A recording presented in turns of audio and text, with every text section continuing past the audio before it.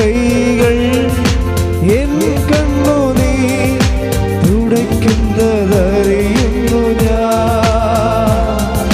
നിൻ കൈകൾ എൻ കണ്ണുനീർ തുടയ്ക്കുന്നതറിയുന്നു ഞാൻ. ആരാധ്യൻ യേശുപരാ, വണങ്ങുന്നു ഞാൻ തേജസ്സേയും നിൻ മുഖവിൻ ഹൃദയത്തിലാനന്ദമേ. ആരാധ്യൻ യേശുപരാ, വണങ്ങുന്നു ഞാൻ തേജസ്സേയും നിൻ മുഖവിൻ ഹൃദയത്തിലാനന്ദമേ. സ്തുതിക്കട്ടെ യേശുവേ. ദിവ്യകാരുണ്യത്തിന് പരിശുദ്ധ പരമദിവ്യകാരുണ്യത്തിന് പരിശുദ്ധ പരമദിവ്യകാരുണ്യത്തിന്. പ്രിയമുള്ളവരെ, നമ്മൾ വലിയ വലിയ സാക്ഷ്യങ്ങൾ പ്രാർത്ഥനാപൂർവം കേട്ട് ഈശോയ്ക്ക് നന്ദി പറയുകയായിരുന്നു. എല്ലാ സഹനങ്ങളും സാക്ഷ്യങ്ങളാകും. എല്ലാ സഹനങ്ങളും സാക്ഷ്യങ്ങളാകും.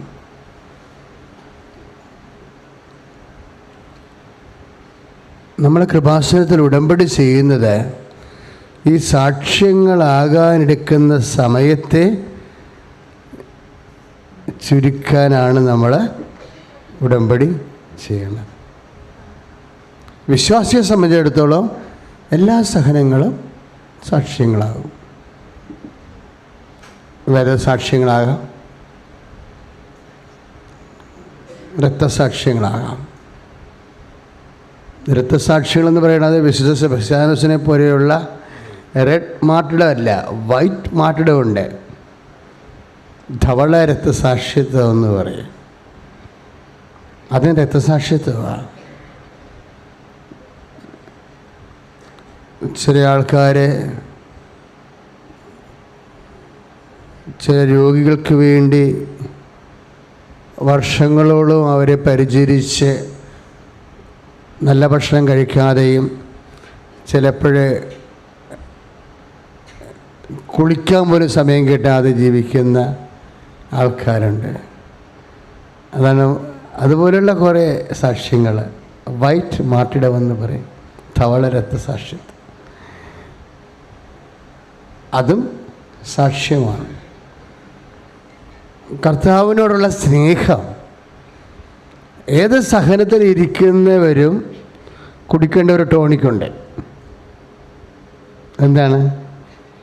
ഏത് സഹനത്തിലിരിക്കുന്നവരും കുടിക്കേണ്ട, നിർബന്ധമായും സേവിക്കേണ്ട ഒരു ടോണിക്കുണ്ട്. എന്താണ്? കർത്താവിനോടുള്ള സ്നേഹം വർത്തമാനമാക്കാൻ വേണ്ടി പ്രാർത്ഥിക്കണം. സമയം നമുക്ക് സഹനത്തിൽ നിന്ന് സാക്ഷ്യത്തിലേക്കുള്ള ദൂരം പരിധി നമുക്ക് കുറക്കാം. പക്ഷേ ഇതിന് ഇടയ്ക്ക് ഉപയോഗിക്കേണ്ട കുറേ സൊല്യൂഷൻസ് ഉണ്ട്. അതിലൊന്നാണ് കർത്താവിനോടുള്ള സ്നേഹം. അതായത് കർത്താവിനോടുള്ള സ്നേഹം നമുക്ക് പലതരത്തിൽ കൂട്ടാൻ പറ്റും. ഒന്ന്, എല്ലാവർക്കും ചെയ്യാവുന്ന രീതി പ്രാർത്ഥിക്കുമ്പോഴേ ഈശോ, ഇപ്പോൾ തന്നെ തെസ്സലോണിയ ലേഖനമില്ലേ 3:12, നിങ്ങൾക്ക് പരസ്പരം സ്നേഹമുണ്ടാകാൻ, എന്ത് പറഞ്ഞേ? നിങ്ങൾക്ക് പരസ്പരം സ്നേഹമുണ്ടാകാൻ കർത്താവ് ഇടയാക്കട്ടെ. കർത്താവ് ഇടയാക്കട്ടെ. അപ്പോഴേ സ്നേഹം ഉണ്ടാകാൻ, സ്നേഹം ഉണ്ടാവുകയാണല്ലേ, പുതുതായിട്ട് ഉണ്ടാവുകയാണ്. സ്നേഹം ഉണ്ടാകാൻ എന്തു ചെയ്യണം? കർത്താവ് ഇടയാക്കട്ടെ. സാധ്യതയുള്ളതാണ്. കർത്താവ് വിചാരിച്ചാൽ സ്നേഹമുണ്ടാകാൻ സാധിക്കും. അപ്പോൾ പ്രാർത്ഥനയിലൂടെ ഒരു ഏറ്റവും നിലവാരം കുറഞ്ഞ ഒരു ഭാഗമാണ്, ഡിഗ്രി കുറഞ്ഞ ഭാഗമാണ് പ്രാർത്ഥനയിലൂടെ സ്നേഹത്തെ ലവ് ലെവല് എപ്പോഴും ഇങ്ങനെ കൂട്ടിക്കൊണ്ടുവരാൻ പറ്റും. പിന്നെ നമ്മൾ ചെയ്യുന്ന ഓരോ പ്രവർത്തനങ്ങൾ അതെല്ലാം നമുക്ക് നഷ്ടം വരുന്ന പ്രവർത്തനങ്ങൾ, ലാഭം വരുന്നതിനേക്കാളുപരി ലാഭവും അങ്ങനെ തന്നെയാണ്. എല്ലാ കാര്യങ്ങളും നന്ദിയോടെ ചെയ്യാൻ പൗലോസ് പറയത്തില്ലേ? അപ്പം ലാഭം വരുന്ന കാര്യങ്ങളും ചെയ്യണം. പക്ഷെ നമുക്ക് പ്യുവറായിട്ട് ലോസാകുന്ന ചില കാര്യങ്ങളുണ്ട്. അത് നമ്മൾ കർത്താവിൻ്റെ നാമത്തിലേക്ക് ബോധപൂർവം പറഞ്ഞുകൊണ്ട് ചെയ്യണം. ഈശോ, ഈ ആളെ ഞാൻ സഹിക്കുന്നത് അങ്ങയുടെ നാമത്തിൽ മാത്രമാണ്. അപ്പോൾ ഈ മഹത്വം കൂടും. ഈശോയുടെ നാമത്തിൽ ആണെന്ന് പറയുമ്പോൾ അവിടെ സംഭവിക്കുന്നത് ഈശോയുടെ മഹത്വം വർദ്ധിക്കും. ഈ മഹത്വം വർദ്ധിച്ചാൽ ദൈവിക പുണ്യങ്ങൾ ഓട്ടോമാറ്റിക്കായിട്ട് കൂടും. പറഞ്ഞ മനസ്സിലായ? എപ്പോഴും നമ്മൾ കാര്യങ്ങൾ അറിഞ്ഞാണ് കരുക്കൾ നീക്കേണ്ടത്. അല്ലാതെ ഞാൻ കത്തോലിക്കനായി ജനിച്ച് ഇങ്ങനെ കുറേ വചനവും കേട്ട് ജീവിക്കുകയില്ല. ഹൗ ടു ഡു ഇറ്റ്, എങ്ങനെയാണ് ഇങ്ങനെ. ഇപ്പം നമ്മൾ ഭക്ഷണം കഴിക്കുമ്പോൾ ചിലർ വാരി വലിച്ച് കഴിക്കത്തില്ലല്ലോ, കലോറി നോക്കിയേ കഴിക്കത്തുള്ളൂ. അതിൽ നിന്ന് എന്നാ കിട്ടും? പ്രോട്ടീൻ എത്ര കലോറി കിട്ടും? ഒരു മുട്ടയിൽ എത്ര ഉണ്ട്? 55 കലോറി. അതപ്പോൾ ആ കണക്ക് കൂട്ടി ഇപ്പം എൻ്റെ ബോഡിക്ക് ആവശ്യമായ കലോറി ആയി, ഇറ്റ്സ് ഓവർ, ഈറ്റിംഗ് ഓവറായി.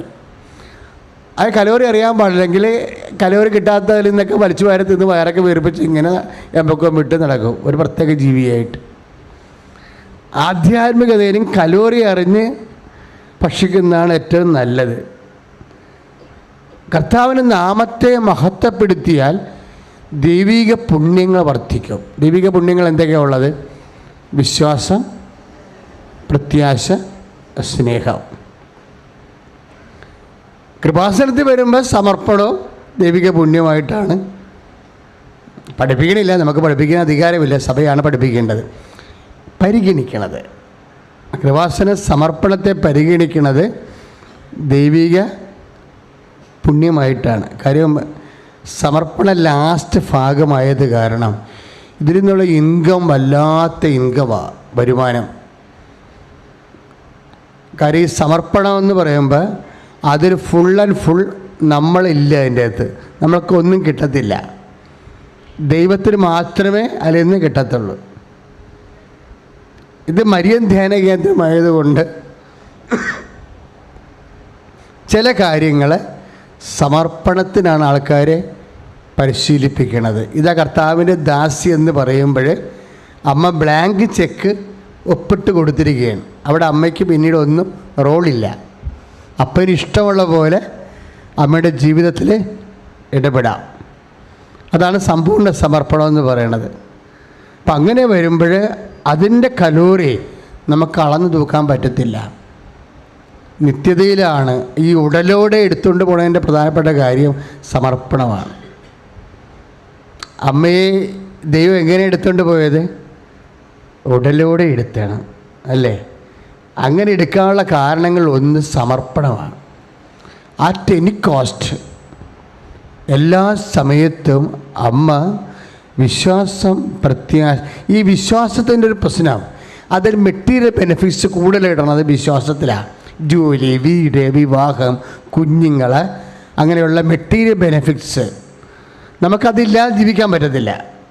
പക്ഷെ പ്രശ്നം എന്ന് വെച്ച് കഴിഞ്ഞാൽ അതില്ലാണ്ട് ജീവിക്കാൻ പറ്റത്തില്ല. പക്ഷേ അതുണ്ടായാൽ ഉണ്ടാവുന്ന കാലം പരിമിതമാണ്. പിടിയാണ്. അതില്ലാണ്ട് ജീവിക്കാൻ പറ്റത്തില്ല. പക്ഷെ ഉണ്ടായാൽ നമ്മുടെ കൂടെ അത് ഉണ്ടാവുന്ന കാലം പരിമിതമാണ്. കുഞ്ഞുങ്ങളായാലും ജീവിത പങ്കാളിയായാലും നമ്മുടെ കൂടെ ഉണ്ടാവുന്ന കാലം പരിമിതമാണ്. വീടാണെങ്കിലും നമ്മുടെ കൂടെ ഉണ്ടാവുന്ന കാലം പരിമിതമാണ്. ചിലപ്പോൾ വിറ്റുപോകും, ചിലപ്പോൾ ജപ്തിയാകും, ചിലപ്പോൾ വീട് മാറി താമസിക്കും. അപ്പോൾ നമ്മളെ പ്രാർത്ഥിക്കുന്ന പല വിഷയങ്ങളും നമ്മുടെ കൂടെ ഉണ്ടാകുന്ന കാലങ്ങൾ പരിമിതമാകുന്നത് വിശ്വാസത്തിൻ്റെ ഫലമായിട്ട് വരുന്നതാണ്. പ്രത്യാശയ്ക്ക് അത്രയും പ്രതിസന്ധികളില്ല. പ്രത്യാശ എന്ന് പറയുമ്പോൾ പകുതി നിത്യജീവന് കിട്ടിയിട്ട് പകുതിയാണ് നമുക്ക് ലൗകിക ജീവിതത്തിന് കിട്ടുന്നത്. പ്രത്യാശയിലെ പല കാര്യങ്ങളും സമയം താമസിക്കുന്നത് കാരണം, ഇപ്പം നിങ്ങളുടെ കല്യാണം, ഇപ്പോൾ ഈ ഒരു സാക്ഷി ഇവിടെ കിട്ടി. എന്താ കിട്ടിയത്? 4 വർഷം മക്കളില്ലായിരുന്നു. ഉടമ്പടി ചെയ്തപ്പോൾ ആ ആഴ്ച ഗർഭിണിയായി. അത് സമയം ചുരുങ്ങിയല്ല, അമ്മ വേറെയും കുറച്ച് കാര്യങ്ങൾ ചെയ്ത് കൂട്ടി 2 വർഷത്തേക്കാക്കി അത് മാറ്റി. എന്താ കാര്യം? 2 കുഞ്ഞുങ്ങളെ കിട്ടിയില്ലേ? അപ്പോൾ ഒരു കുഞ്ഞിന് ജനിക്കുന്നതിനുള്ള ടൈം 2 വർഷം. അപ്പോൾ 4 വർഷം പോയില്ല അവർക്ക്, 2 വർഷമായിട്ട് ചുരുക്കിയത്. കുറേ ചുരുക്കം ഉണ്ടായിട്ടുണ്ട്. ആശുപത്രി ചിലവും ചുരുക്കി കിട്ടിയിട്ടുണ്ട്. അതാണല്ലോ ഏറ്റവും വലിയ പ്രശ്നം.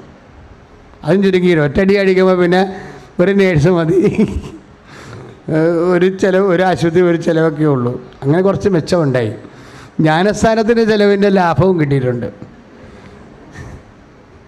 കുറേ ലാഭം കിട്ടി.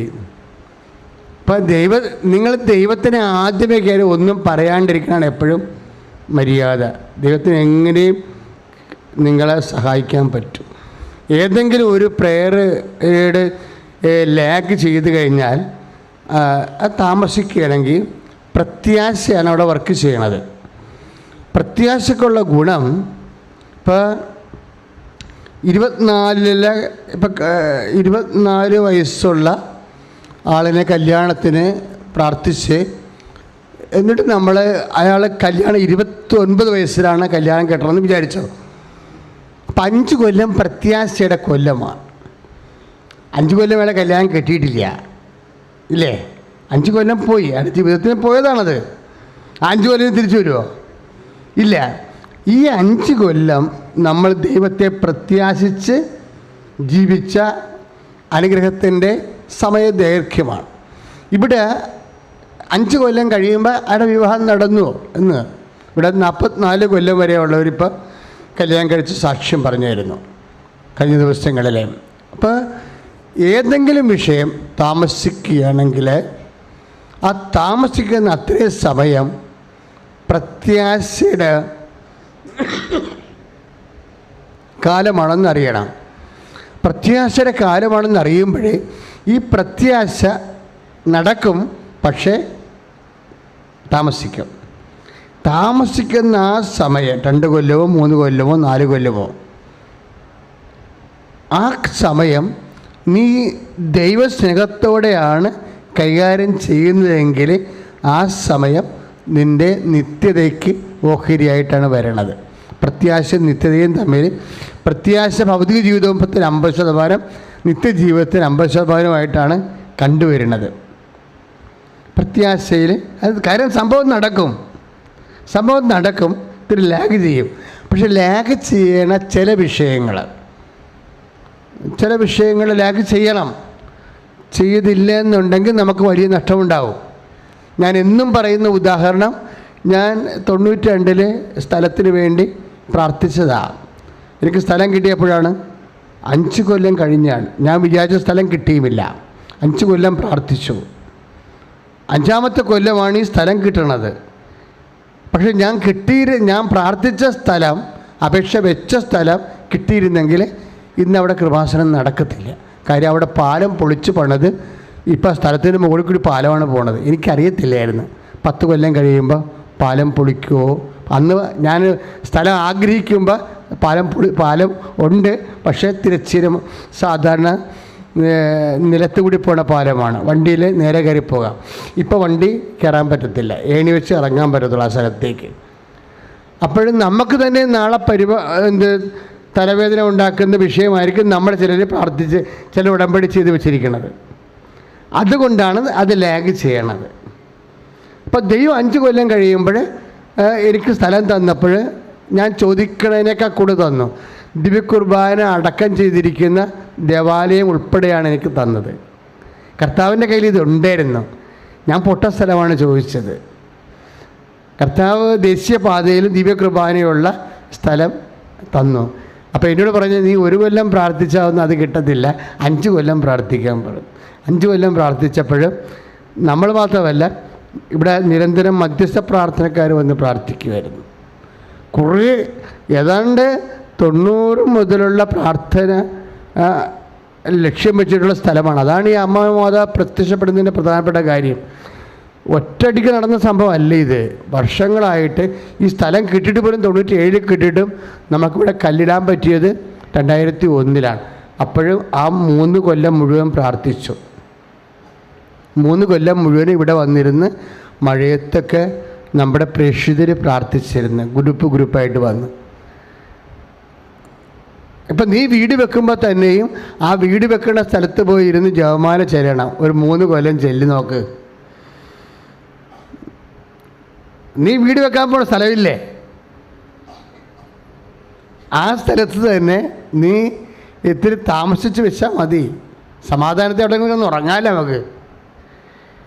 ആ ദൈവത്തിന് ആ സ്ഥലം എന്തുമാത്രം കാലം നീ വിശ്വസിച്ച് നീ നിൻ്റെ മക്കളും അവിടെ ആരാണ് താമസിക്കാൻ പോകുന്നത് അവരെല്ലാം കൂടി ചുറ്റുവളഞ്ഞിരുന്നുണ്ട് ജപമാല ചെയ്യണം. 3 സെൻറ്റ് സ്ഥലമാണെങ്കിൽ ഉണ്ടെങ്കിൽ അവിടെ ഇരുന്ന് ജപമാല ചെയ്യണം. അല്ലെങ്കിൽ ഒരു ദിവസം കുടുംബ പ്രാർത്ഥന അങ്ങോട്ട് ഷിഫ്റ്റ് ചെയ്യണം. ഇന്ന് നമുക്ക് പ്രാർത്ഥന നമ്മൾ വീട് വെക്കാൻ പോണ സ്ഥലത്ത് കൊണ്ടിരുന്ന് പ്രാർത്ഥിക്കാമെന്നും പറഞ്ഞ് അവിടെ ഇരുന്ന് പ്രാർത്ഥിക്കണം. അപ്പോൾ അങ്ങനെ ഓരോ വിഷയവും നീ ഫാക്ടറി പണിയാൻ സ്ഥലമായാലും എല്ലാ ഇടത്തും പോയിരുന്നുകൊണ്ട് പ്രെയർ ചെയ്യണം. അപ്പോൾ ദൈവത്തിന് നീ ഈ വിഷയത്തിൽ വളരെ ഗൗരവമുണ്ടെന്ന് കർത്താവിന് മനസ്സിലാക്കി കഴിഞ്ഞാൽ അത് പിന്നെ കർത്താവ് പൂർണ്ണമായിട്ട് ഏറ്റെടുക്കും.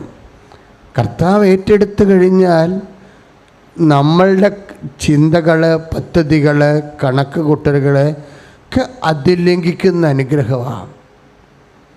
പിന്നെ അനുഗ്രഹം വരുമ്പോൾ, അനുഗ്രഹം എന്നുള്ള വാക്ക് എൻ്റെ വായിൽ നിന്ന് വന്നുകൊണ്ട് പറയുകയാണ്, അനുഗ്രഹത്തിന് മുമ്പ് സംഭവിക്കാൻ സാധ്യതകൾ എന്താണെന്നറിയാമോ? എലി വെട്ടാൻ സാധ്യതയുണ്ട്. അത് വിശ്വാസി വിവേകത്തോടെ മനസ്സിലാക്കണം. അനുഗ്രഹത്തിന് മുമ്പ് സംഭവിക്കാൻ സാധ്യതയുള്ളത്, എല്ലാം ആരംഭിക്കുന്നതിന് മുമ്പ് ഒരു മൽപ്പിടുത്തത്തിൻ്റെ സാധ്യതയുണ്ട്. എല്ലാം ആരംഭിക്കുന്നതിന് മുമ്പ് അരക്കെട്ടിൽ നിന്ന് നിൻ്റെ തുട അറ്റുപോകാനും സാധ്യതയുണ്ട്, നീ മുടന്താനും സാധ്യതയുണ്ട്.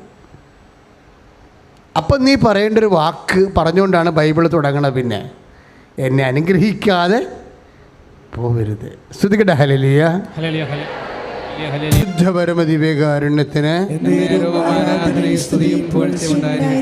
അപ്പോൾ ഉൽപ്പത്തി പുസ്തകത്തിന് 32:26 എന്ന് പറഞ്ഞേ. ഉൽപ്പത്തി 32 തിരുവചനം 26. എന്നെ അനുഗ്രഹിക്കാതെ പോവരുതേ. ഹല്ലേലൂയ. എളി വെട്ടിക്കഴിയുമ്പോൾ ഒരു കാലം മുടന്താകുമ്പോൾ, യാത്ര സ്ലോ ആകുമ്പോൾ ആദ്യം ദൈവത്തോട് പറയേണ്ട വാക്കാണ് എന്നെ അനുഗ്രഹിക്കാതെ പോകരുത്. ഇപ്പം യാക്കോബിൻ്റെ മൽപ്പിടുത്തത്തിൽ യാക്കോബിൻ്റെ എളിയിലല്ലേ വെട്ടണത്. വെട്ടിക്കഴിയുമ്പോൾ തൊടയും അരക്കെട്ടും തമ്മിൽ അകന്നു പോകുമ്പോൾ യാക്കോബ് കൂന് നിൽക്കും. പിന്നെ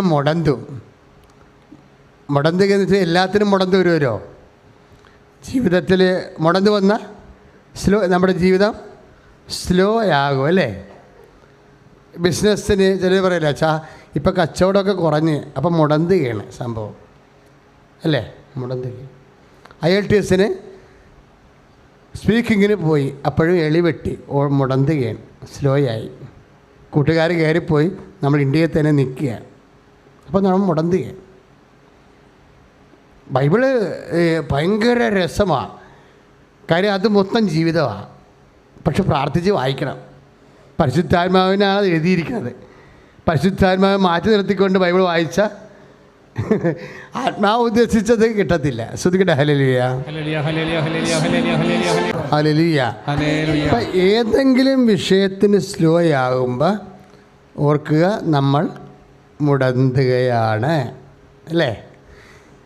മുടന്തുകയാണെന്ന് അറിയുമ്പോൾ ഓർക്കുക, എലിക്ക് വെട്ട് കൊണ്ടിട്ടുണ്ട്. എലിക്ക് വെട്ട് കൊണ്ടിട്ടുണ്ടെന്ന് അറിയുമ്പോൾ ഓർക്കുക, അനുഗ്രഹിച്ചിട്ട് പോകാമെന്ന് പറയാനാണ് വാ തുറക്കേണ്ടത്, അല്ലെങ്കിൽ വെള്ളടിക്കാനാണ്. ചിലർ ഇതിൻ്റെ പ്രശ്നം മുഴുവനും നാത്തൂരാണ്, അയൽവാസിയാണ്, അവരാണ് ഇവരാണെന്നൊക്കെ പറഞ്ഞിട്ട് നാട്ടുകാരുടെ കഴുത്തേ കയറാനും വാ പൊളിക്കും. പക്ഷേ മുടന്തിയ വാ പൊളിക്കേണ്ടത് എന്തിനാണ്?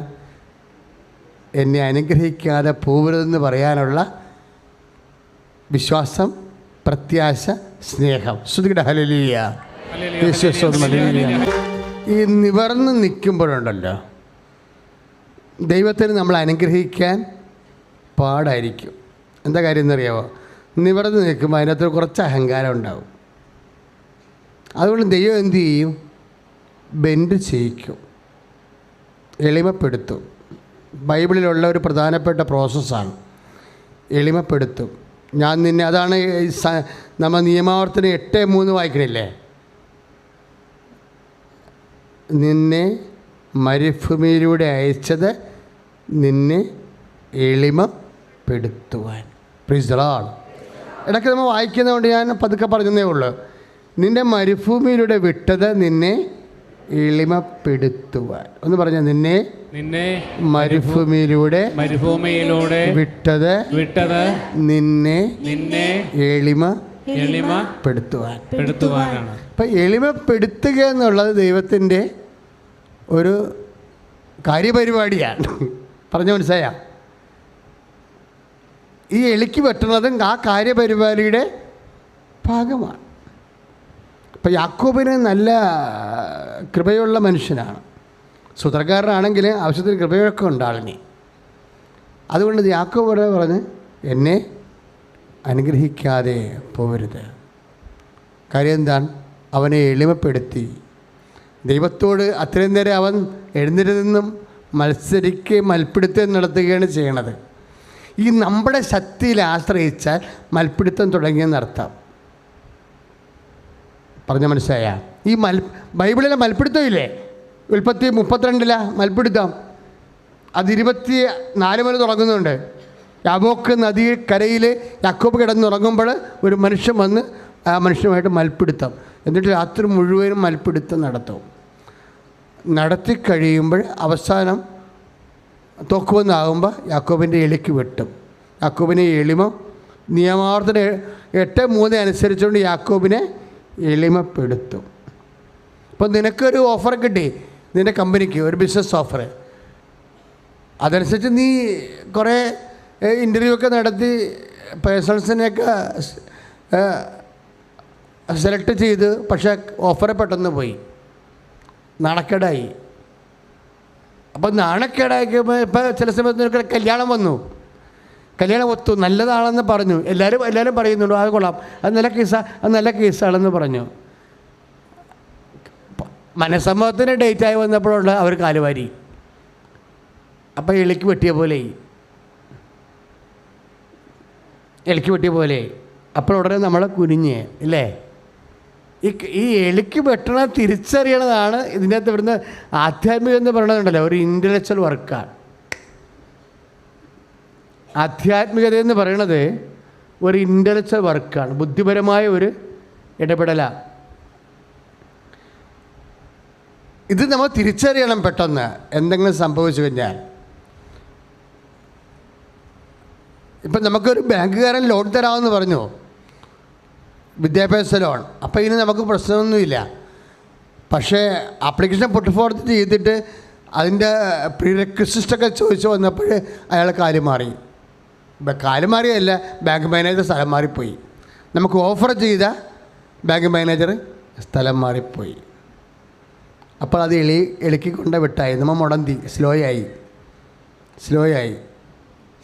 ഇതെല്ലാം ഇതിലുള്ളതാണ്.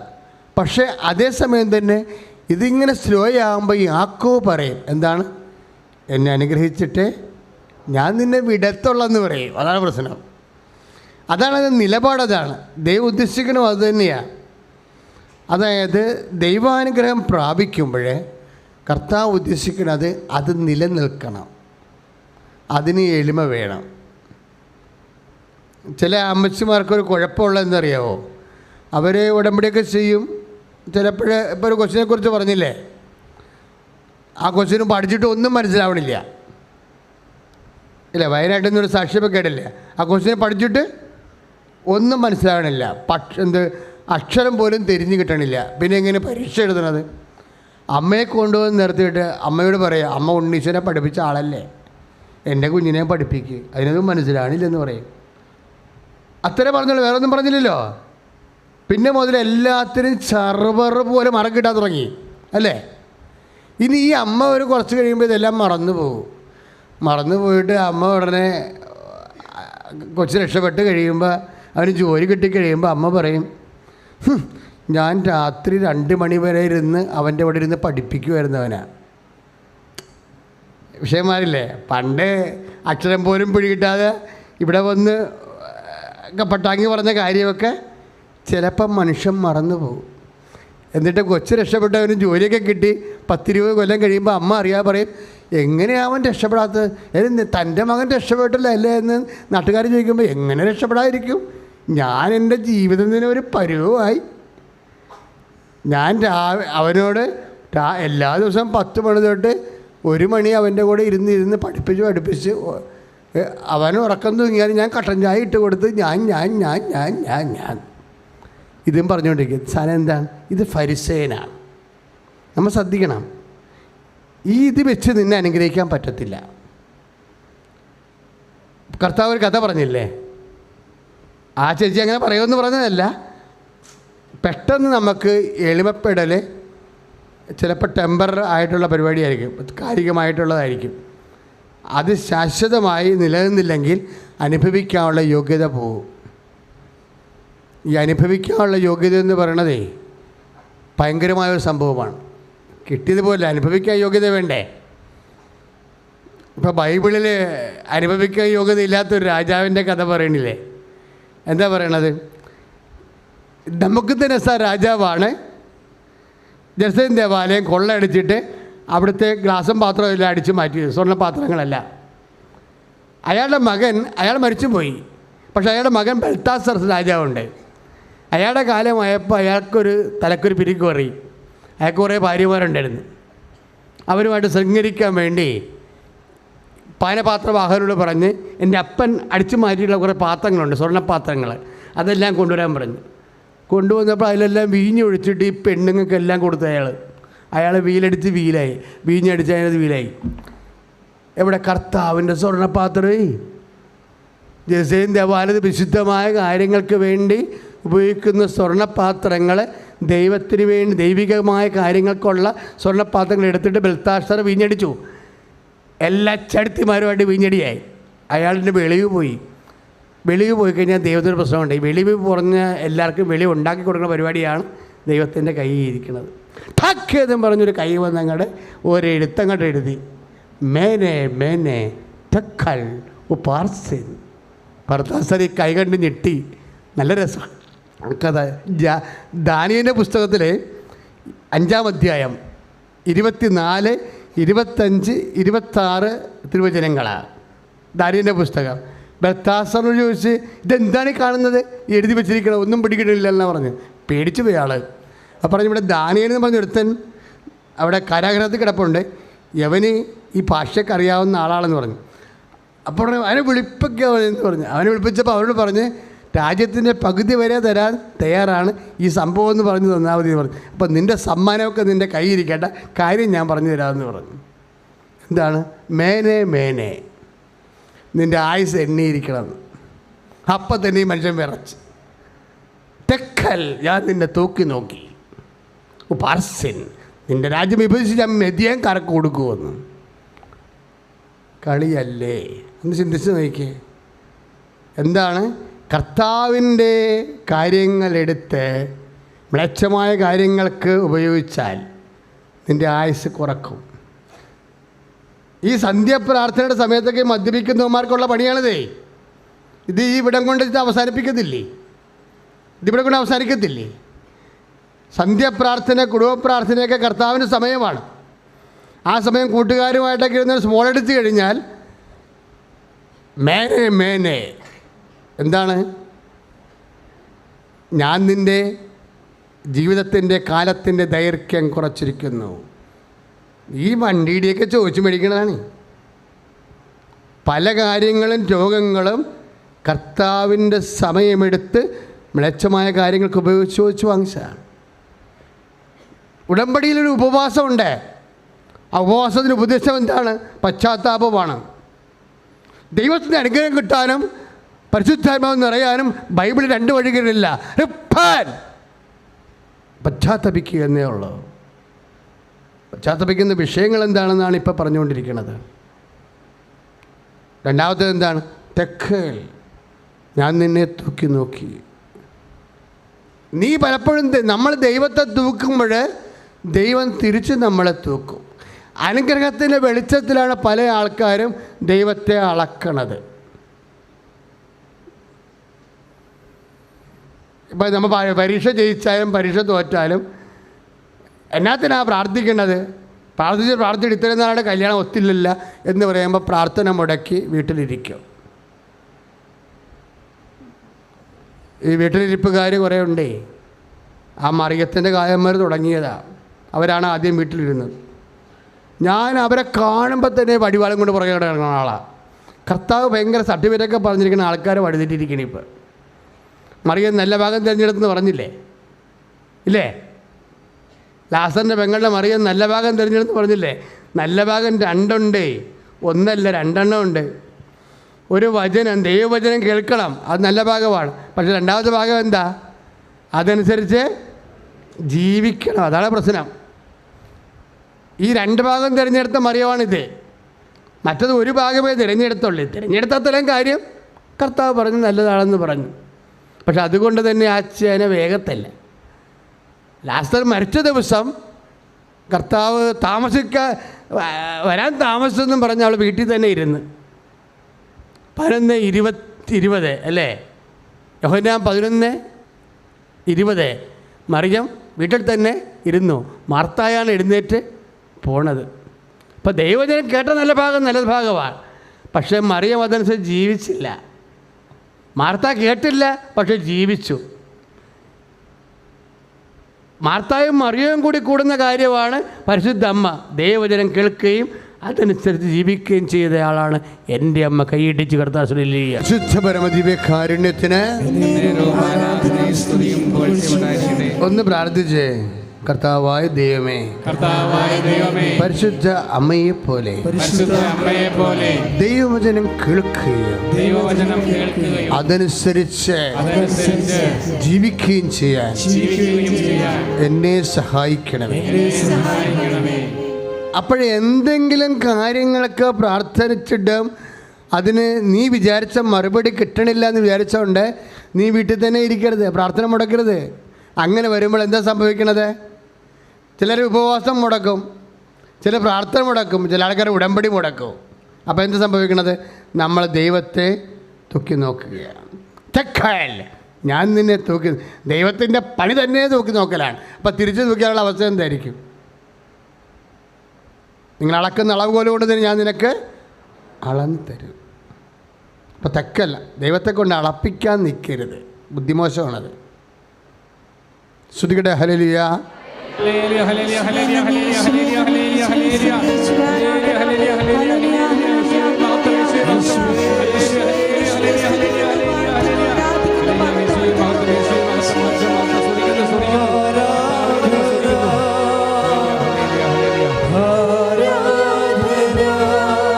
കൈകൾ വീശി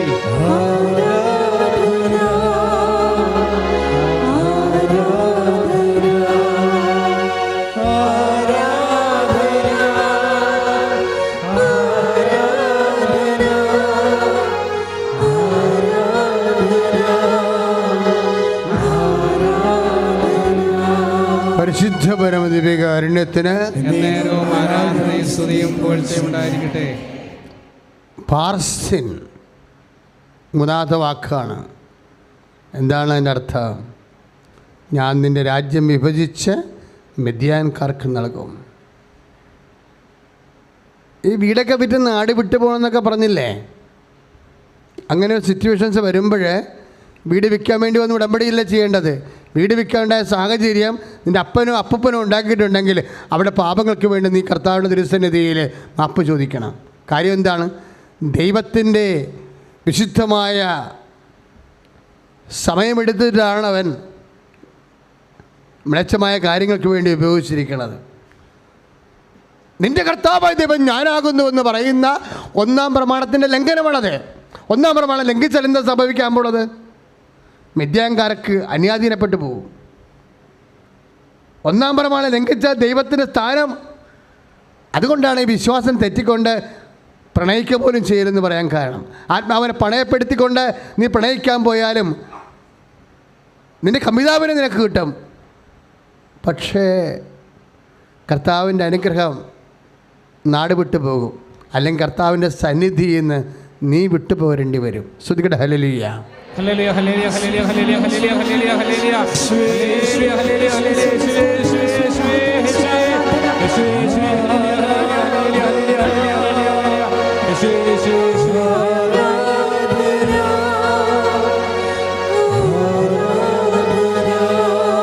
ഒരുമിച്ച് പാടുക.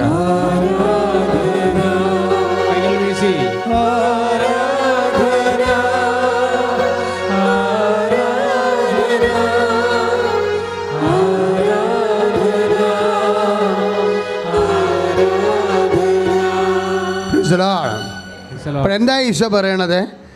ഏതെങ്കിലും കാരണവശാൽ ചില കാര്യങ്ങൾ പ്രാർത്ഥിക്കുമ്പോൾ ഉത്തരം താമസിക്കുകയോ നീ പ്രാർത്ഥിക്കേണ്ട വിഷയങ്ങൾ പ്രാർത്ഥിച്ച വിഷയം നിനക്ക് ലഭിക്കാതെ പ്രാർത്ഥിക്കാതെ കിട്ടിക്കഴിയുമ്പോൾ നിനക്ക് അതിനർത്ഥം മനസ്സിലാകാതെ നീ ദൈവത്തെ അകന്നു പോവുകയും ചെയ്താൽ നീ ദൈവത്തെ അളക്കുകയാണ് ചെയ്യണത്. തെക്കേലാണ്. ദൈവത്തെ അളന്നാൽ നീ അളക്കുന്ന അതേ തോത് വെച്ചായിരിക്കും നിനക്കും അളന്ന് കിട്ടണത്. അപ്പം നമ്മുടെ മുമ്പിലുള്ള മാർഗം എന്താണ്? വെട്ട് കിട്ടിയതാണ്, ഞാൻ കുനിഞ്ഞു പോയെന്ന് പറഞ്ഞാൽ ഞാൻ പിന്നെ അളക്കാനും തൂക്കാനും അല്ല നിൽക്കേണ്ടത്. ഞാൻ എന്താ നിൽക്കേണ്ടത്? എന്നെ അനുഗ്രഹിക്കാൻ യാചിക്കണം. ശ്രുതികട hallelujah. Hallelujah hallelujah hallelujah hallelujah hallelujah hallelujah hallelujah hallelujah hallelujah hallelujah hallelujah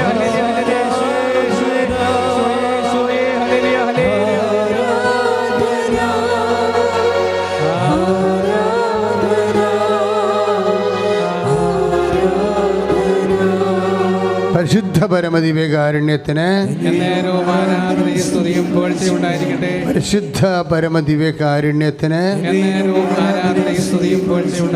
പരിശുദ്ധ പരമദിവ്യകാരുണ്യത്തിന്.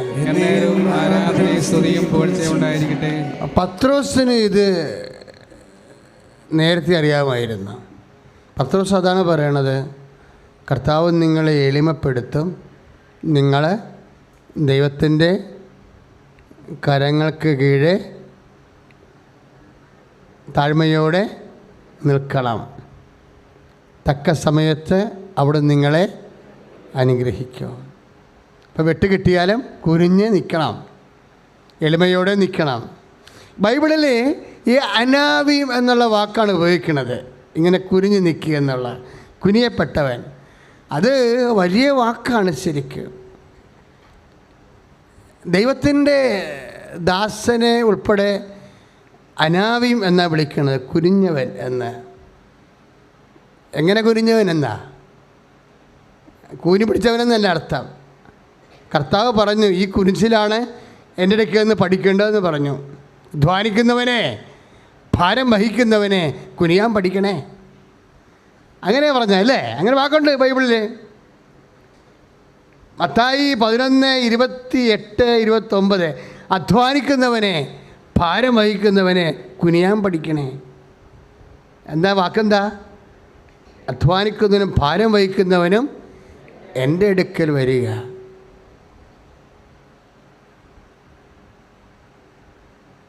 എൻ്റെ ഭാരം ലഘുവും എൻ്റെ നുകം മധുരവുമാണ്. ഞാൻ ശാന്തശീലനും മീക്ക് ഞാൻ ശാന്തശീലനും വിനീത ഹൃദയനുമാണ്. അപ്പം ശാന്തശീലൻ എന്നുള്ള വാക്കാണ് മീക്ക്, അതാണ് കുനിച്ചിലെ. എളിമപ്പെടുക എന്ന് പറഞ്ഞ സംഭവം എന്നല്ലേ? എളിമപ്പെടുന്നത് ബൈബിള് പല രീതിയിലാണ് ഉപയോഗിച്ചിരിക്കുന്നത്. ഞാൻ ശാന്തശീലനാണെന്ന് പറയണത് എന്നിൽ നിന്ന് പഠിക്കാൻ പറയുന്നതാണ്. ഈ ശാന്തശീലൻ ആർക്കുണ്ടാകുന്നതാണ്? കർത്താവിൻ്റെ ദാസന് ഉണ്ടാകുന്ന മൗലിക വികാരമാണ്. കർത്താവിൻ്റെ ദാസന് മൗലിക വികാരം എന്താണ്? അവൻ കർത്താവിൻ്റെ വചനത്തിന് സ്വയം സമർപ്പിതനാണ്. അഹങ്കാരിയല്ലവൻ. തന്നിൽ തന്നെ ആശ്രയിക്കുന്നവൻ്റെ പേരെന്താണ്? ബൈബിൾ അങ്ങനെ പറയത്തില്ലേ? തങ്ങൾ നീതിമാന്മാരാണെന്ന ധാരണയിൽ തന്നിൽ തന്നെ ആശ്രയിക്കുന്നവരെ, മറ്റുള്ളവരെ പുച്ഛിക്കുന്നവരെയും ഉദ്ദേശിച്ചുകൊണ്ട് കർത്താവ് ഒരു ഉപമ പറഞ്ഞു അല്ലേ? ഏതാണ് ആ കഥ? ലുക്കായുടെ സുവിശേഷം 18:9 മുതലുള്ള തിരുവചനങ്ങൾ. ഫരിസേയൻ്റെ ചുങ്കക്കാരൻ്റെ അല്ലേ? അവിടെ എന്താ സംഭവം? ചുങ്കക്കാരൻ്റെ പ്രാർത്ഥന എങ്ങനെയാണ് നീതീകരിക്കപ്പെട്ടത്? ഫരിസേയൻ്റെ പ്രാർത്ഥന എങ്ങനെയാണ് റിജക്റ്റ് ചെയ്തത്? അതെന്താണ്? തങ്ങൾ നീതിമാന്മാരാണെന്ന് ധരിച്ച് മറ്റുള്ളവരെ പുച്ഛിച്ചവരെ ഉദ്ദേശിച്ച് കർത്താവ് ഒരു കഥ പറഞ്ഞു. എന്താ പറഞ്ഞത്? എല്ലാം ലുക്കായുടെ ഇൻട്രൊഡക്ഷൻസാ. എന്താ പറഞ്ഞത്? ഒരിക്കൽ ഒരു ഫരിസേയനും ചുങ്കക്കാരനും പ്രാർത്ഥിക്കാൻ പോയി. ഫരിസേയൻ മുത്തടം ബൈബിള് നിവർന്ന് നിന്നുകൊണ്ടെന്നുണ്ട്, ബാക്കി എല്ലായിടത്തും നിന്നുകൊണ്ടെന്നേ ഉള്ളൂ. പഴയ മുത്തടം ബൈബിള് നിവർന്ന് നിന്നുകൊണ്ടെന്നുണ്ട്, നെഞ്ചി വിരിച്ച് നിന്നുകൊണ്ട്. എന്താ അവൻ പറഞ്ഞത്? ദൈവമേ, ഞാൻ ആഴ്ച 2 പ്രാവശ്യം ഉപവസിക്കുന്നു, എല്ലാത്തിൻ്റെയും ദശാംശം കൊടുക്കുന്നുണ്ട്, നിൻ്റെ വചനമനുസരിച്ചാണ് ജീവിക്കുന്നത്. ഈ നിൽക്കുന്ന ചുങ്കക്കാരനെ പോലെ അല്ല. ഇപ്പം ചുങ്കക്കാരൻ എങ്ങനെയാണ് പ്രാർത്ഥിക്കണത്? അവൻ ദൂരെ നിന്നുകൊണ്ട് മാറത്തടിച്ച് സ്വർഗത്തിലേക്ക് നോക്കാൻ പോലും ധൈര്യമില്ലാതെ, ദൈവമേ പാപിയായ എൻ്റെ മേൽ, അതിനാണ് കുനിഞ്ഞു നിൽക്കുക എന്ന് പറയണത്. എനിക്ക് നിൻ്റെ മുമ്പിൽ വരാൻ പാപം മാത്രമേ ഉള്ളൂ. എത്ര വിശുദ്ധനാണോ അത്രയും അവൻ പാപത്തെക്കുറിച്ച് ബോധമുള്ളവനായിരിക്കും, അവൻ കുനിഞ്ഞവനായിരിക്കും. കാര്യം അതാണ് കർത്താവിൻ്റെ മുമ്പിൽ നമ്മുടെ ദൈവത്തിൻ്റെ ആശ്രയത്തിനായി നമ്മളെ തന്നെ സമർപ്പിക്കേണ്ട എല്ലാ വിഷയങ്ങളും എളിവെട്ടിയവനെപ്പോലെ നിൽക്കണവൻ. ആര്? ചുങ്കക്കാരൻ എളിവെട്ടിയവനെ പോലെയാണ് നിൽക്കുന്നത്. ദൈവമേ പാപിയായ എൻ്റെ മേൽ കനിയണമേ എന്ന് കർത്താവ് പറയും. ഈ ചുങ്കക്കാരൻ ഫരിസേയനേക്കാൾ നീതീകരിക്കപ്പെട്ടവനായി ഭവനത്തിലേക്ക് മടങ്ങി. ഏതെങ്കിലും തകർച്ച വരുമ്പോൾ ചുങ്കക്കാരൻ്റെ പ്രാർത്ഥന ഓർക്കണം. ചുങ്കക്കാരൻ്റെ പ്രാർത്ഥന ഓർക്കുമ്പോൾ യാക്കോബിൻ്റെ എളിവെട്ടുകാരെ ഓർക്കണം. യാക്കോബിൻ്റെ എളിവെട്ടിയകാരെ ഓർക്കുമ്പോൾ രാത്രി മുഴുവനും പിടിച്ചിട്ട് ദൈവമാണ് വെട്ടിച്ചതെന്ന് ഓർക്കണം.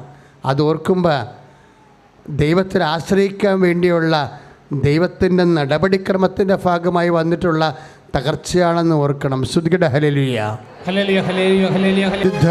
വികാരണത്തിന് അപ്പോൾ എളിവെട്ടിയാലും കുനിയേണ്ടി വന്നാലും മക്കളെ പതറരുത്. അപ്പം നിങ്ങളുടെ രോഗം തന്നെയാണെന്ന് വിചാരിച്ചു. നിങ്ങൾ വിചാരിച്ചു ഇപ്പോഴ് ഈ ഉടമ്പടി പ്രാർത്ഥന കഴിഞ്ഞ് പോകുമ്പോൾ അത് ശരിയായിരിക്കും, അത് ശരിയായിരിക്കും. പക്ഷേ ദൈവത്തിന് വെട്ടിക്കണ ഒരു പരിപാടി കയ്യിൽ പണ്ട് മുതലേ ഉള്ളതാണ്.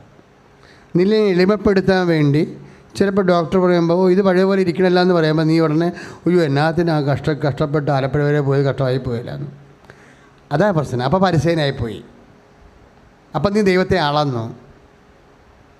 അത് എപ്പോഴും കർത്താവ് അതെൻ്റെ മക്കളെ വളരെ ആധ്യാത്മികമായ ജ്ഞാനമില്ലെങ്കിൽ ദൈവത്തിൻ്റെ കൂടെ ഇടപെടാൻ ഭയങ്കര പാടാണ്. നമ്മൾ പൊട്ടത്തരം എല്ലാം കാണിച്ചു കൂട്ടും.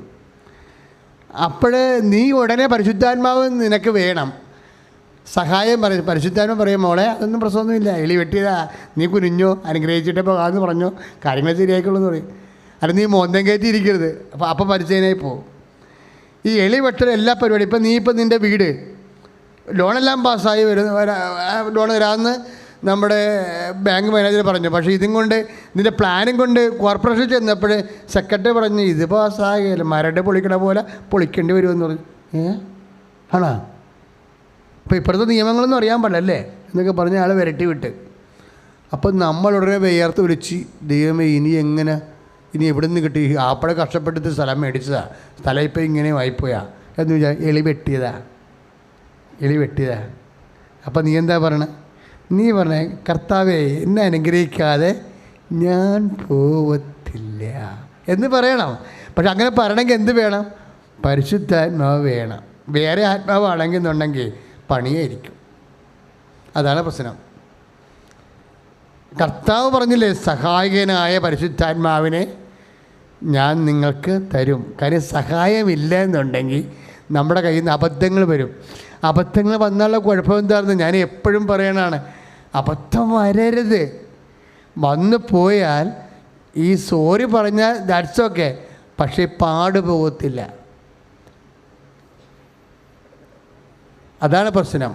നമ്മളുടെ കയ്യിൽ നിന്ന് ഒരു സോറി പറഞ്ഞ് നീ ഓർക്കും സോറി പറഞ്ഞ് തടിതപ്പാവെന്ന് പറയാം, അത് തടിതപ്പാവും. പക്ഷെ പ്രോബ്ലം എന്ന് വെച്ച് കഴിഞ്ഞാൽ നമ്മൾ ദൈവത്തിന് പിടുത്തം കൊടുത്തു കഴിഞ്ഞാൽ ദൈവത്തിനുള്ള വിശ്വാസം പോകും നമ്മളിലെ.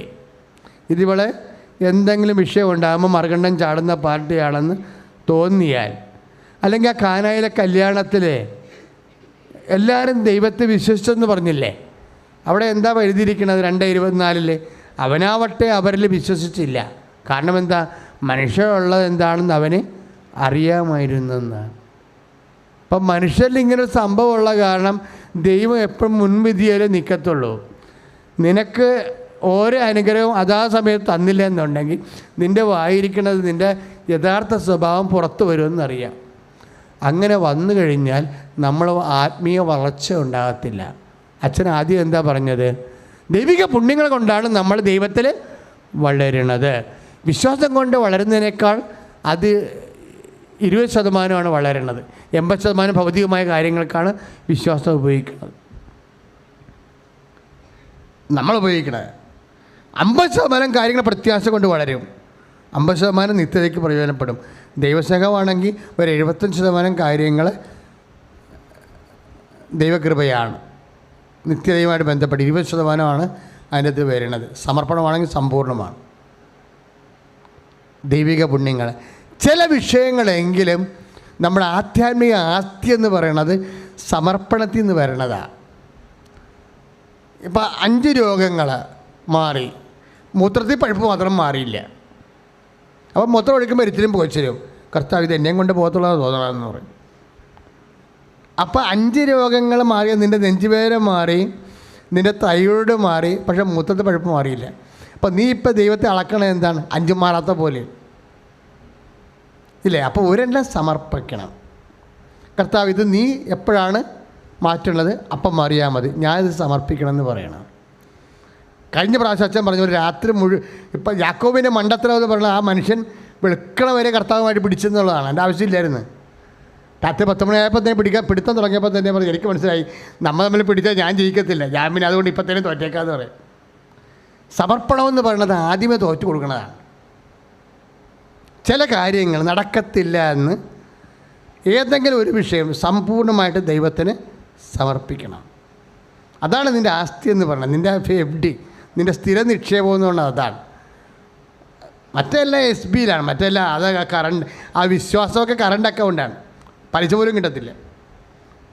അപ്പോഴപ്പോഴുള്ള എടുത്തെടുത്ത് മാറണതെന്നല്ലാതെ ഒരു പണി നടക്കത്തില്ല. സ്ഥിര നിക്ഷേപത്തിലേക്ക് വരണമെന്ന് വെച്ച് കഴിഞ്ഞാൽ സമർപ്പണമാണ്.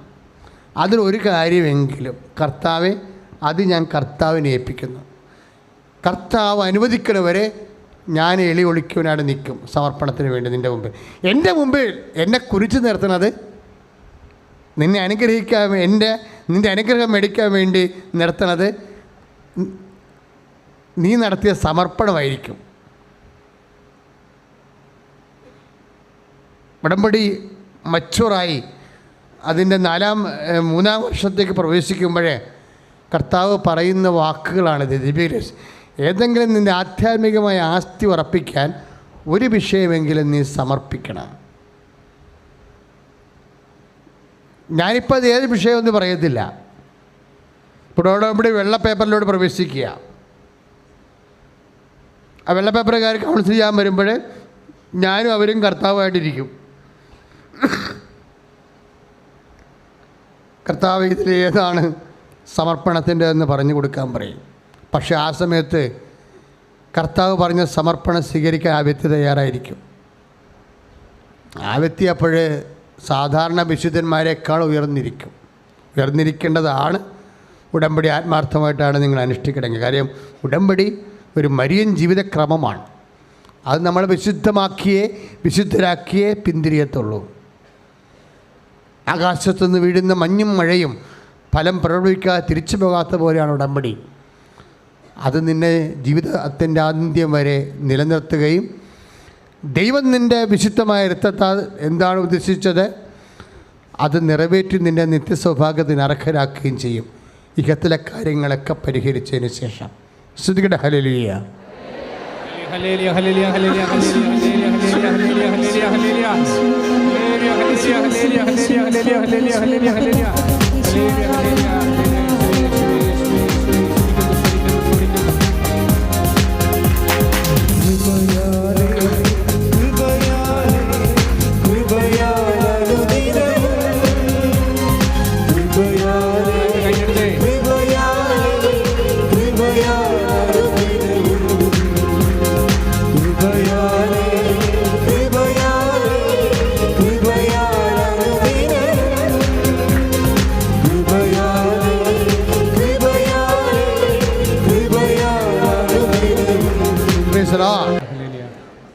ഉദരരോഗമുള്ളവർ ഉദരത്തിൽ കൈവെക്കുക. കർത്താവിന് കൈവെക്കുമ്പോൾ തന്നെ പറയണം, കർത്താവേ പരിശുദ്ധയുടെ മധ്യസ്ഥത്തിലെ ഈ രോഗം മാറാൻ വേണ്ടി ഈശോനാമത്തിൽ ഞാൻ ഈ രോഗസ്ഥലത്ത് കൈവെക്കുന്നു എന്ന് പറയണം.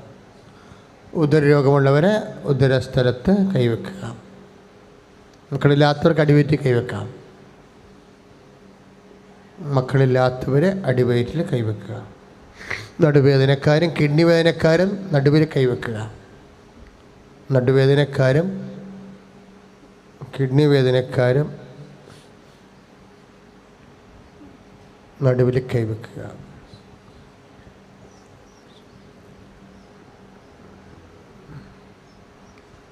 തൈറോയ്ഡുകാർ, ടോൺസിലൈറ്റുകാർ, അതുപോലെ തന്നെ സ്പണ്ടിലോസ് ഉള്ളവർ കഴുത്തിൽ കൈവെക്കുക.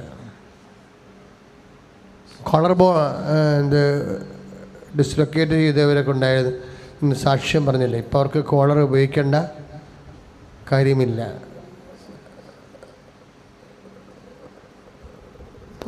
വർഷങ്ങളോളം വെച്ചോടെ സെർവിക്കൽ കോളറാണ്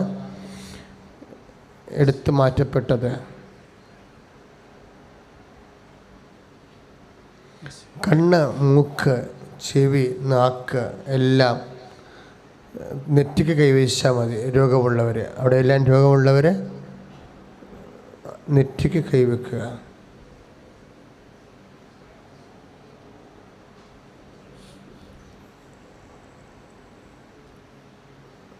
വാതരോഗികൾ, അലർജി രോഗികൾ, സർവാംഗം ചൊറിച്ചിലുള്ള അലർജി രോഗങ്ങളെ ഇന്ന് സാക്ഷ്യം പറഞ്ഞില്ലേ. അലർജി രോഗികൾ, സ്കിൻ ഡിസീസ് ഉള്ളവർ, ത്വക്ക് രോഗികൾ, വാതരോഗികളെ സ്വസ്തിക്കായിട്ട് കൈവെക്കുക. കൈ നെഞ്ചത്ത് കൂട്ടിപ്പിണച്ച് വെക്കുന്നതിനാണ് സ്വസ്തിക്ക് എന്ന് പറയുന്നത്. സ്വസ്തിക്കായിട്ട് കൈവെക്കുക. ശരീരമാസകരമുള്ള രോഗത്തിനാണ് സ്വസ്തിക്കായിട്ട് കൈവെക്കുന്നത്.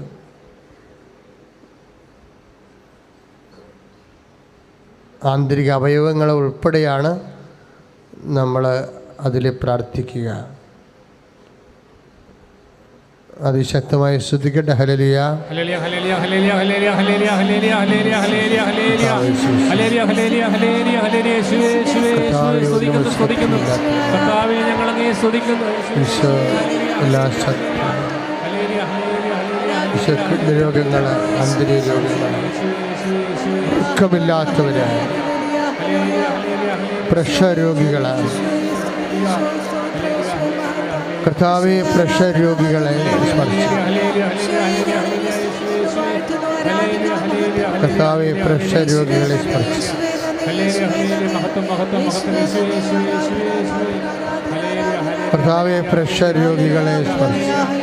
ഹല്ലേലൂയ ഹല്ലേലൂയ ഹല്ലേലൂയ ഹല്ലേലൂയ കർത്താവെ പ്രഷർ രോഗികളെ സ്പർശിക്കണമേ. ഉച്ചത്തിൽ ചോദിക്കട്ടെ ഹല്ലേലൂയ ഹല്ലേലൂയ ഹല്ലേലൂയ ഹല്ലേലൂയ കർത്താവെ പ്രഷർ രോഗികളെ സ്പർശിക്കണമേ. ഷുഗർ രോഗികളെ സ്പർശിക്കണമേ. കർത്താവെ കിഡ്നി രോഗികളെ വിശുദ്ധ രക്തത്താൽ സ്പർശിക്കണമേ. ശ്രുതികട hallelujah. Hallelujah hallelujah hallelujah hallelujah കർത്താവെ ത്വക്ക് രോഗികളെ സ്പർശിക്കണമേ. യേശുവേ ഹല്ലേലൂയ ഹല്ലേലൂയ ഹല്ലേലൂയ ഹല്ലേലൂയ മുടിക്കൊഴിച്ചിലുള്ളവരെ യേശുവേ യേശുവേ യേശുവേ യേശുവേ മുടികൊഴിച്ചിലുള്ളവരെ സ്പർശിക്കണമേ. യേശുവേ യേശുവേ ഉച്ചത്തിൽ വിളിക്കട്ടെ യേശുവേ യേശുവേ യേശുവേ സ്തുതിക്കുന്നു സ്തുതിക്കുന്നു കർത്താവേ ഞങ്ങളെ സ്തുതിക്കുന്നു സ്തുതിക്കുന്നു കർത്താവേ അനുഗ്രഹിക്കാതെ പോകരുത് യേശുവേ യേശുവേ കർത്താവെ എപ്പിലെപ്സി രോഗികളെ, യേശുവേ യേശുവേ ഹല്ലേലൂയ ഹല്ലേലൂയ ഹല്ലേലൂയ യേശുവേ അപസ്മാര രോഗികളെ, ഹല്ലേലൂയ ഹല്ലേലൂയ ഹല്ലേലൂയ കരള് രോഗികളെ സ്പർശിക്കണമേ. കർത്താവേ ഹല്ലേലൂയ ഹല്ലേലൂയ ഹല്ലേലൂയ പ്രാർത്ഥി കർത്താവായ ദൈവമേ, കർത്താവായ ദൈവമേ പരിശുദ്ധ അമ്മയുടെ മധ്യസ്ഥത്താൽ പരിശുദ്ധ അമ്മയുടെ മധ്യസ്ഥ ദിവ്യകൃപാനയിലെ എഴുന്നള്ളിരിക്കുന്ന ഈശോയുടെ കണ്ണീരോടെ പ്രാർത്ഥിക്കുന്നു. കണ്ണീരോടെ പ്രാർത്ഥിക്കുന്നു കർത്താവേ, കർത്താവേ ആന്തരിക അവയവങ്ങളെ ആന്തരിക അവയവങ്ങളെ അങ്ങ് സ്പർശിക്കണമേ. സ്പർശിക്കണമേ കർത്താവേ, കർത്താവേ പഞ്ച ഇന്ദ്രിയങ്ങളെ പഞ്ചേന്ദ്രിയങ്ങളെ അങ്ങ് സ്പർശിക്കണമേ. സ്പർശിക്കണമേ യേശുവിന്റെ നാമത്തിൽ, യേശുവിന്റെ നാമത്തിൽ യേശുവിന്റെ നാമത്തിലെ യേശുവിന്റെ നാമത്തിൽ വാതരോഗങ്ങള്, വാതരോഗം അലർജി രോഗങ്ങള്, ആന്തരിക അവയവങ്ങളുടെ രോഗങ്ങള്, അസ്ഥി രോഗങ്ങള്, ത്വക്ക് രോഗങ്ങള് യേശുവിന്റെ നാമത്തില് മാറിപ്പോണം. ഹല്ലേലൂയ.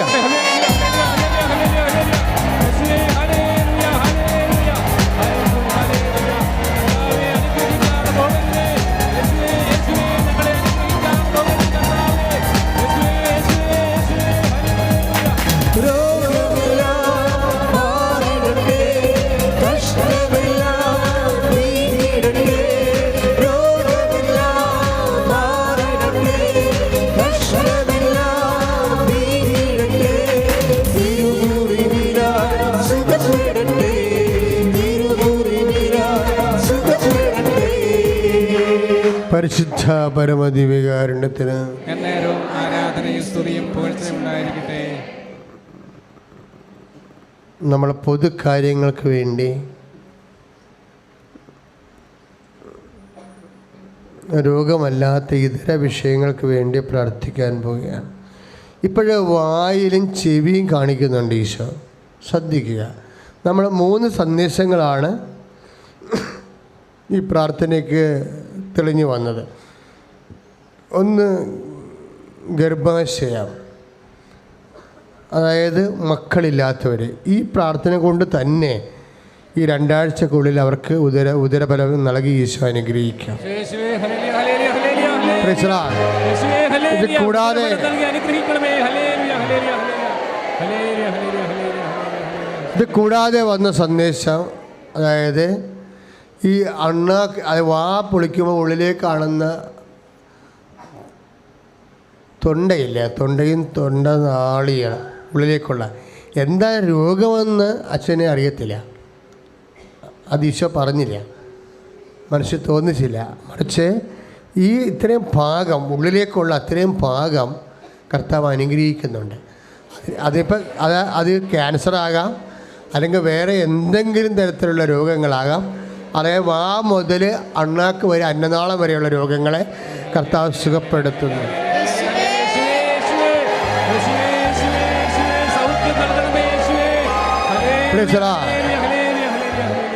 അത് കഴിഞ്ഞപ്പോൾ കണ്ട ദർശനം ചെവിയാണ്. 2 ചെവി, ഇടതും വലതും കണ്ടു. ഇടത് ചെവിയുടെയും വലതിൻ്റെയും 2 കാര്യങ്ങളിലൂടെ സംഭവിക്കുക. 1, ചെവിയുടെ ഇൻഫെക്ഷൻസ് മാറും. 2, ചെവിയുടെ പഴുപ്പ് മാറും. അതുപോലെ തന്നെ ചെവി കേൾക്കപ്പെടാത്തവരാണെങ്കിലും ഭാഗികമായ കേൾവിക്കുറവാണെങ്കിലും പൂർണ്ണമായി ഈശോ വ്യക്തികളെ സുഖപ്പെടുത്തുന്നുണ്ട്. സുഖലിയ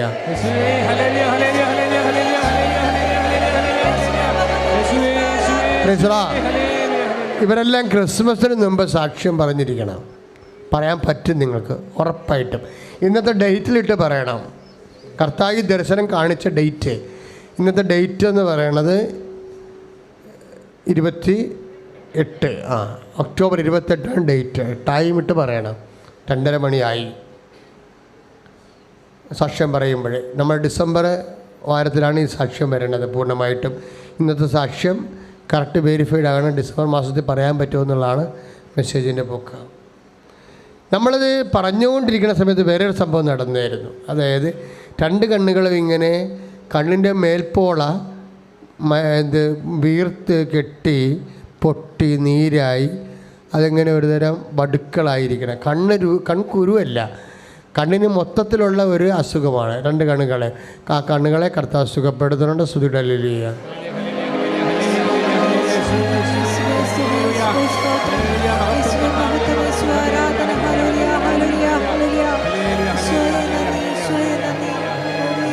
ശ്രദ്ധിക്കുക, നമ്മുടെ ശരീരത്തിൻ്റെ അരക്കെട്ട്, ആ അസ്ഥിപ്രദേശം, അതിന് അസ്ഥികൂടം.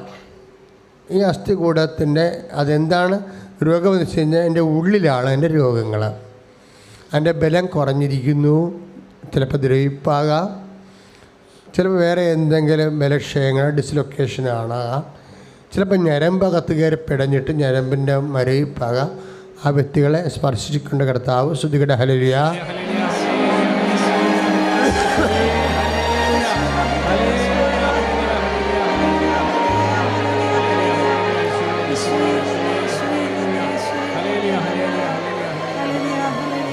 അൾത്താരയിൽ നിന്ന് ദർശനം വരുമ്പോൾ നിങ്ങൾ മാത്രം ശ്രദ്ധിക്കുക. ഈ ശുശ്രൂഷ ആരെല്ലാം ലൈവായി എവിടെയെല്ലാം ഇരുന്ന് കൂടുന്നുണ്ടോ അവരോടെല്ലാമാണ് ഇപ്പോഴേ ഈ പ്രാർത്ഥനകളും വചനങ്ങളും ദർശനങ്ങളും കർത്താവ് ഉദ്ദേശിക്കുന്നത്. അപ്പോൾ അവരും അത് അനുഭവപ്പെട്ടവരെ കുറിച്ച് വെച്ചിട്ട് നാട്ടിൽ വരണ സമയത്ത് വന്ന് സാക്ഷ്യം പറയേണ്ടതാണ്. ഇപ്പോൾ നമ്മൾ പ്രാർത്ഥിക്കാൻ പോകുന്നത് ജോലി.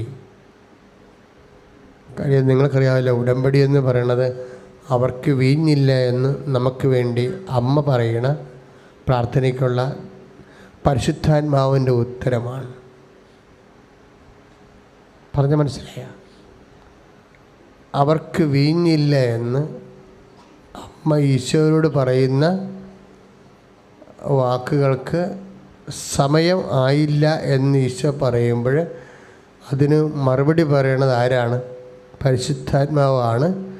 അമ്മയുടെ പരിശുദ്ധാത്മാവിൻ്റെ വാക്കാണ് അവൻ പറയണ പോലെ ചെയ്യുക എന്നുള്ള ദൈവിക നടപടി. അപ്പോൾ ഇല്ലായ്മയ്ക്കെല്ലാം പരിശുദ്ധാത്മാവ് മറുപടി പറയുന്ന, അതിനെ അമ്മയെ മധ്യസ്ഥയാക്കിക്കൊണ്ട് മറുപടി പറയുന്ന സ്വർഗത്തിൻ്റെ പ്രാർത്ഥനയാണ് ഉടമ്പടി. അതുകൊണ്ട് തന്നെ നിൻ്റെ എല്ലാ ഇല്ലായ്മയും നിനക്കിപ്പോൾ ഓർക്കാം.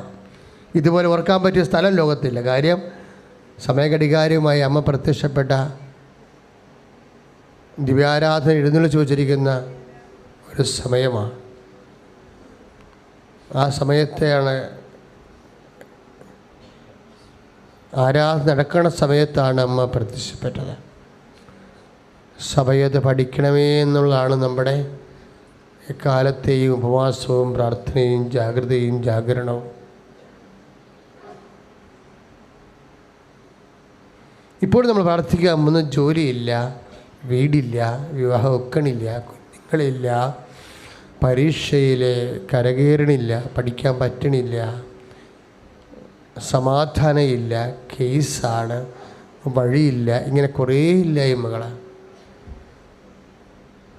സമാധാനം ഇല്ലാത്തതിൻ്റെ കാരണങ്ങളെ അമ്മ ഇടപെടുന്ന സമയമാണ്. ഓരോ മനുഷ്യർക്കും ചിലപ്പോൾ പല പല വിഷയങ്ങൾക്കാർക്കും സമാധാനം ഇല്ലാത്തത്. ചിലപ്പോൾ ജീവിത പങ്കാളിയുടെ അവിശ്വസ്തത, മക്കളുടെ ദുർനടപ്പുകളും തോന്നിവാസ ബന്ധങ്ങൾ, വിശ്വാസമില്ലാത്ത, കുടുംബ പ്രാർത്ഥനയില്ലാത്ത, ദൈവിക കാര്യങ്ങൾ പറഞ്ഞാൽ ഫലിക്കാത്ത കുടുംബങ്ങളുണ്ട്. ഇപ്പം നമ്മളെ കുഷ്ഠരോഗികളെയും വാതരോഗികളെയും ശരീരത്തിൽ മാന്തിയാൽ കിള്ളിയാലും അറിയത്തില്ലല്ലോ. ആത്മീയത പ്രാർത്ഥനയൊന്നും കുടുംബത്തിൽ അറിയുന്നില്ലെങ്കിൽ അറിയാത്ത ആൾക്കാർക്ക് ആധ്യാത്മിക വാദമോ കുഷ്ഠമോ ആണ്.